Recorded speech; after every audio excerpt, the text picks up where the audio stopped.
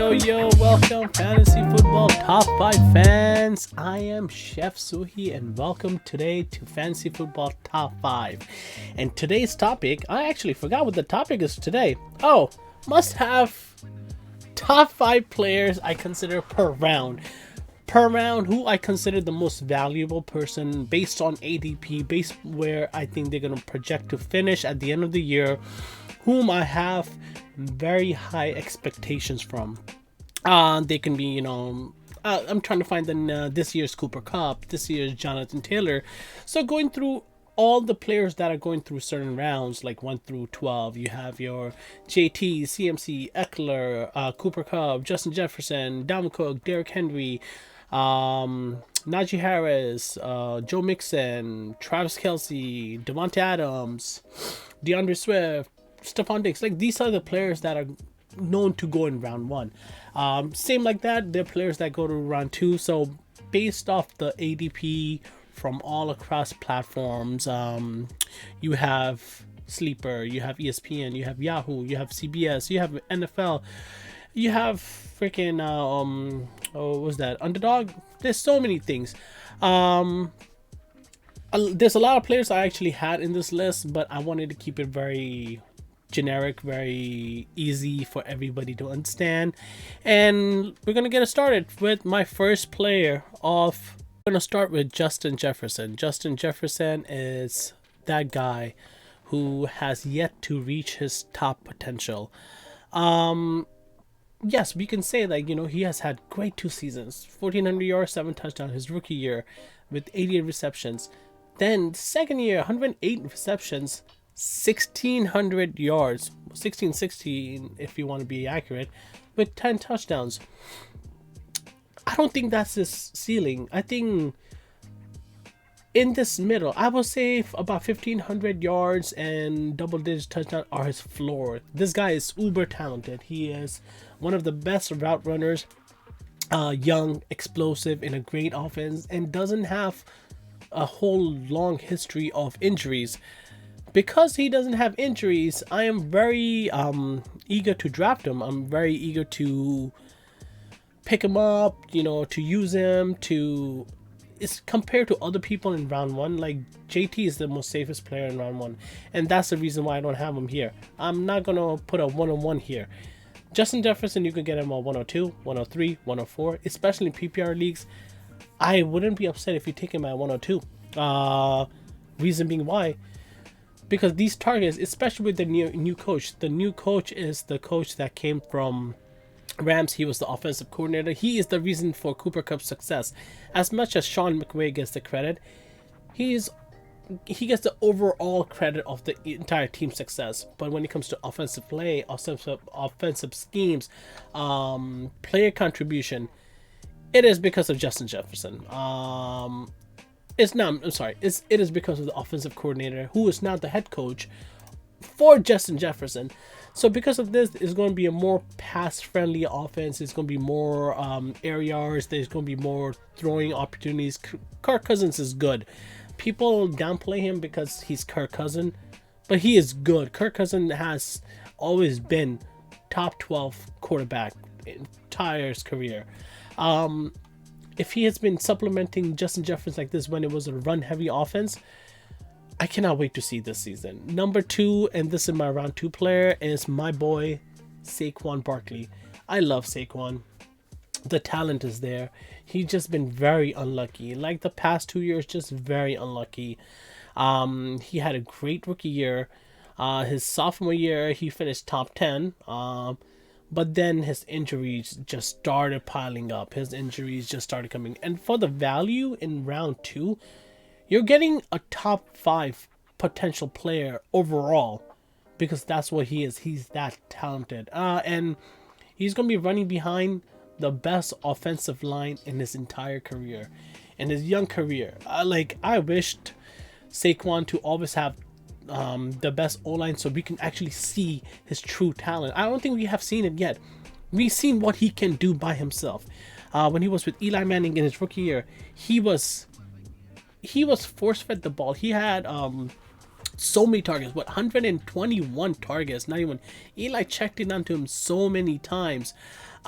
Is because he can carry the workload, and also there was no offensive line. Second year, still no offensive line. They were going back and forth between DJ and Eli, and obviously there was no Odell Beckham, so all the pressure was on him. Yet he still finished top 10. Now there are more weapons around him. I think Kadarius Toney is going to be great this year if he's healthy. Wan'Dale Robinson's not going to be that bad. I think with the coaching changes and everything, we're going to have a much more safe floor for Saquon, and him being drafted in round 2 is ridiculous, because if CMC has that high floor, and he has shown it, but he has not shown that health, but he has shown the high ceiling. I think Saquon is right there with CMC. I think he should go in round 1. I'm going to take him in round 1 in one of my drafts. I have a 14-team draft coming up on Labor Day Monday, and in there I am pick number 9. I was pick 3. I traded back down. I'm going to take him. I like him better than Joe Mixon. I like him better than Najee. Najee just got out of... he just had a sprain. Lisfranc, I think. And I know Travis Etienne had that tear or broken or something of the same stature or the same injury, but more severe. And he was done for the year.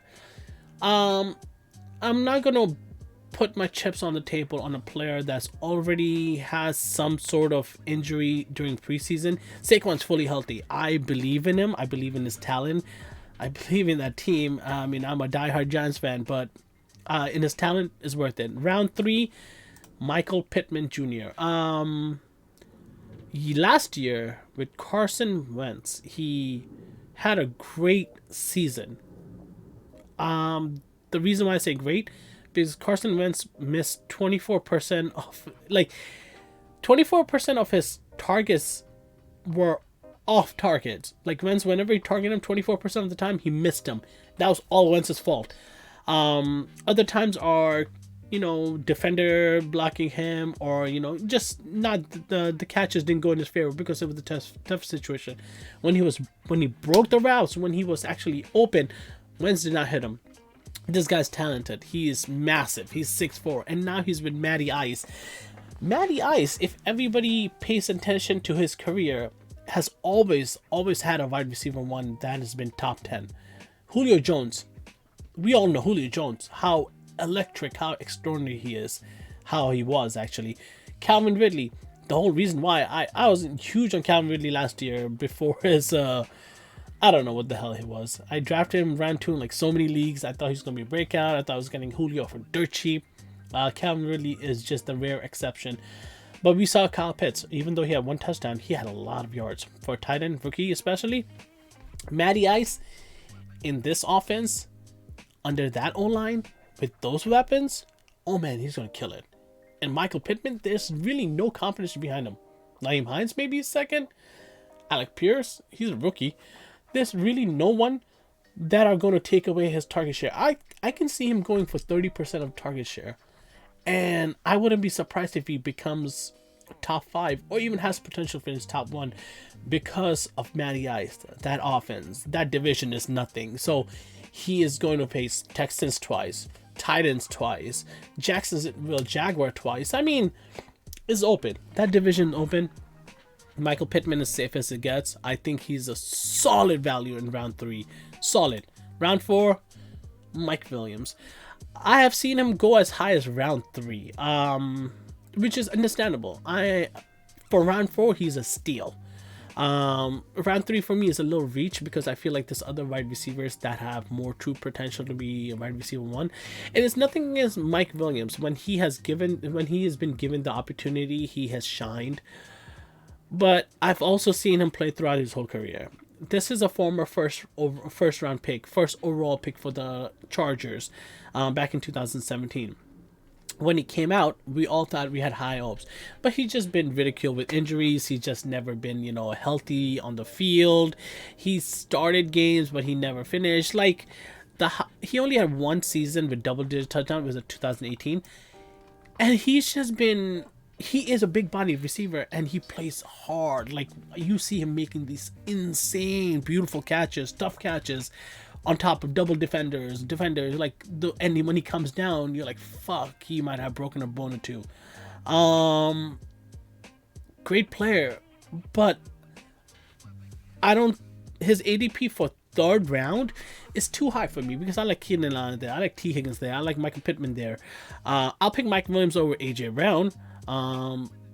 But unless Keenan Allen keeps regressing, I don't think Mike Williams is going to have top 10 wide receiver potential every week because Keenan is consistent. He is the most safest floor. He doesn't have the highest ceiling. Mike Williams has a higher ceiling than Keenan, but the safest floor aspect that Keenan gives, that is what I am looking for because I want to win every week. I don't want this guy to go off 1 week and be quiet for the next 2. That's what DK Metcalf is. Mike Williams has done his entire career. He started off last year. Fire. Look at this. First 5 weeks, insane. But then afterwards, this is not what I require from my wide receiver one. And it's not that he wasn't healthy. It's just he just loses track of his form. And also the gameplay takes out of it. Herbert might not target him because of maybe the cornerback or how the defense looks. I like players that run almost every route. I like Justin Jefferson. He can run almost every route. Micheal Pittman, almost every route. Mike Williams can run those routes, but he's not like, you can't see him run like inner routes. You can't see him run those inner slants, like, you know, all those. He'll run a good curl and stuff, but I need a Devontae Adams type of player, and I don't think Mike Williams is Devontae Adams. I think Micheal Pittman is, but I don't think Mike Williams is. But for round 4, it's a steal. I know it feels weird me saying, like, you know, he's not good enough for round 3, but in round 4 it's a steal. It's just how I'm valuing players. And when I say round 4 steal, you could get him in the beginning of round 4 or in the middle of round 4. I wish I could get him in the end of round 4. That's where I'm, like, you know, usually trying to target him. But if I find him in the middle, like, for example, I have number 4th overall pick coming up in one of my PPR leagues. If I get him in the 4th round at that my 4th spot wherever I am, oh man, I'll be ecstatic. I highly doubt I'm going to get him. Another person that's probably going to have is Courtland Sutton. I haven't yet to seen his success. We're just betting on Russell Wilson like he's going to automatically deliver these top end talent. Mike Williams is safer than Courtland Sutton. I would definitely draft him. And my last and 5th player for round 5, safest player, in my opinion, is AJ Dillon. We have yet to see his ceiling. Yet to see him take over. Yet to see him burst out. He's just been 2 years in the league. He barely got anything in the first year. In the second year, you saw him grow. He got more touches than Aaron Jones. He got more rushing opportunities than Aaron Jones. And now that Devontae Adams is no longer here, I think this guy's going to eat. I think he's going to absolutely destroy his ADP. I'm targeting him in round 4 now. Exactly where Mike Williams is going, I'm going to try to target him there because I have a feeling he's going to finish higher than a lot of other running backs that are going in round 3 to 4, even in 5. Travis Etienne has the talent, but we have yet to see what the new Jacksonville Jaguars offense is going to be. Is it going to be good? Are they going to sustain success? I don't know anything.